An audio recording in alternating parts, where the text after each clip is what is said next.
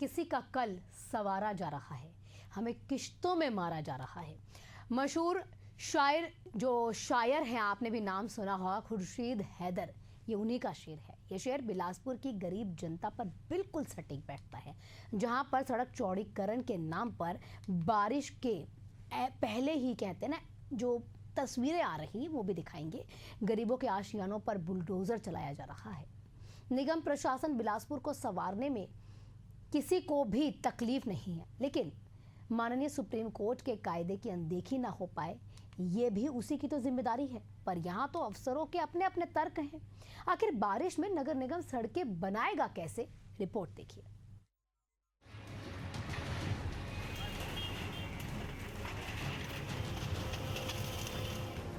सबसे पहले तो आप बिलासपुर के शनिचरी से लेकर अपोलो तक सड़क के किनारे बने आशियानों पर नगर निगम की कार्रवाई देख लीजिए। बारिश के ठीक पहले कैसे इन आशियानों को उजाड़ा जा रहा है, किसी की जिंदगी भर की कमाई को कैसे पल भर में मटिया मेट किया जा रहा है।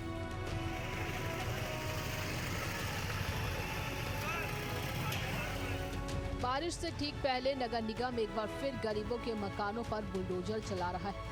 अवैध अतिक्रमण के खिलाफ नगर निगम की कार्रवाई अभी तक जारी है, लेकिन सवाल तो ये है कि ठीक बारिश से पहले नगर निगम को अवैध अतिक्रमण हटाने की याद क्यों आई? निगम प्रशासन की ओर से सुप्रीम कोर्ट के दिशा निर्देशों को सरेआम ठेंगा दिखाया जा रहा है।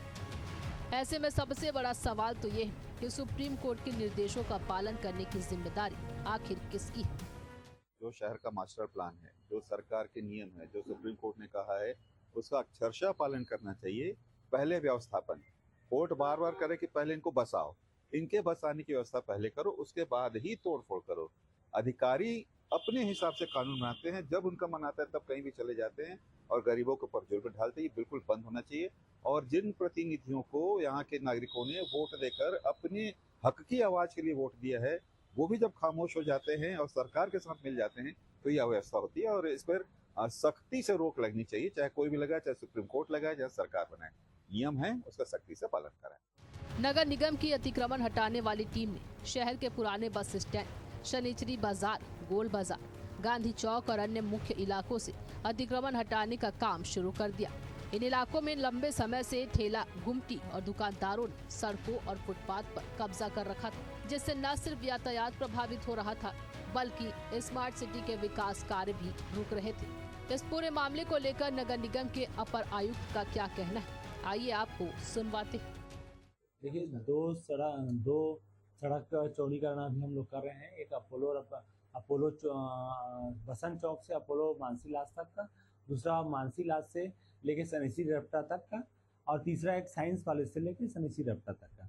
3 रोड अभी हमारे बनने हैं, जिसमें पहला फेज जो अपोलो बसंत विहार चौक से अपोलो चौक तक का अतिक्रमण खाली कराया जाकर रोड निर्माण का कार्य प्रारंभ कर दिया गया है।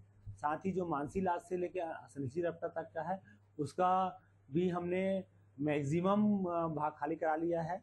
जो प्राइवेट लैंड आ रहे हैं उसी का सीमांकन का काम चल रहा है। हम उनसे भी रिक्वेस्ट किए हैं कि आप हमको ज़मीन थोड़ा जो रोड में जाएगा वो दे दीजिए, ताकि हम आपको एक्स्ट्रा FIR दे देंगे। तो कुछ लोग सहमति दी हैं, कुछ लोग कोर्ट गए हैं, तो कोर्ट ने भी कहा है कि इनका सीमांकन कर विधिवत नियमानुसार कार्रवाई करें। इस अभियान से शहर की सड़कों की स्थिति में सुधार दिखने लगा है और आने वाले समय में शहर और ज्यादा व्यवस्थित नजर आएगा। लेकिन सवाल यही है कि अतिक्रमण हटाने के बाद बारिश में सड़क चौड़ीकरण का काम कैसे होगा, और अगर होगा तो कब तक काम पूरा हो सकेगा?